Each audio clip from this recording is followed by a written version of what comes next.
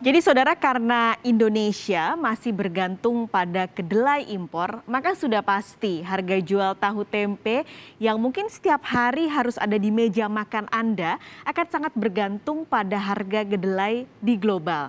Jadi ini kondisinya. Data teranyar dari Kementerian Pertanian mencatat saudara, ada gap yang begitu besar dari produksi kedelai lokal dan juga kebutuhan kedelai dalam negeri. Data Kementerian Pertanian mencatat bahwa produksi kedelai lokal hanya mampu menghasilkan 200 ribuan ton saja untuk kedelai lokal.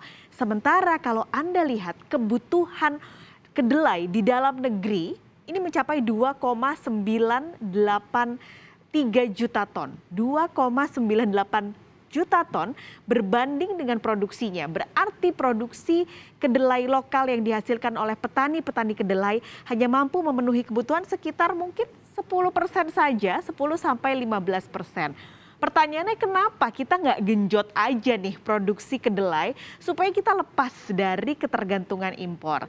Kalau bicara produktivitas saudara, ini PR yang dari dulu entah kenapa nggak kelar-kelar. Jadi kalau kedelai impor yang biasanya kita dapatkan dari negara-negara seperti Tiongkok, Amerika Serikat, kedelai impor ini bisa berproduksi 3 ton dalam 1 hektar.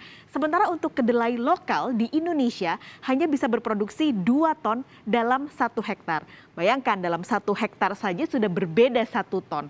Ini dikalikan dengan berapa jumlah hektar yang mereka produksi. Lalu biji impor dari kedelai ini juga cenderung lebih besar dibandingkan dengan hasil kedelai lokal saudara. Sementara di dalam negeri lemahnya produktivitas kedelai juga karena benihnya tidak terlalu bagus. Makanya itu kenapa benihnya akhirnya dari yang impor dan lokal cukup berbeda. Lalu juga ada efisiensi dan mekanisme petani yang cukup lemah dan sejak dulu ini belum bisa diperbaiki dan memang yang lahannya tidak terlalu besar.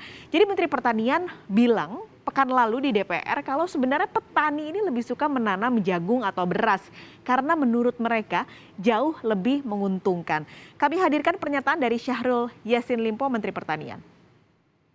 Karena 1 hektarnya hanya bisa mampu kurang lebih 1,5 ton per hektar dan itu hasilnya kurang lebih 13 juta.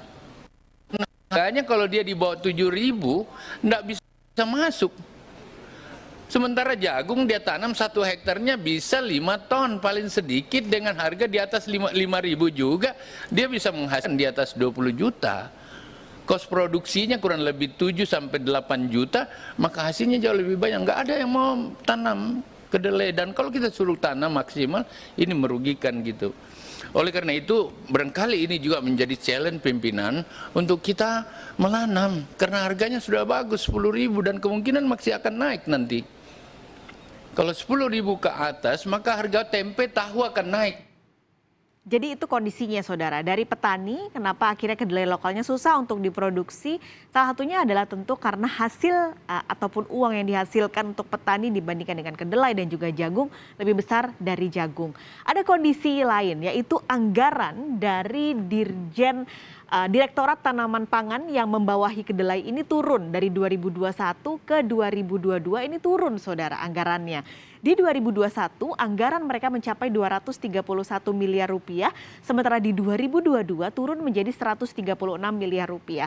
Kami dapatkan data ini masih dari Kementerian Pertanian di pekan lalu ketika mereka rapat dengan pendapat di DPR dengan turunnya anggaran di Direktorat Tanaman Pangan sudah pasti akan ada dampak dengan pengendalian untuk kedelai lokal.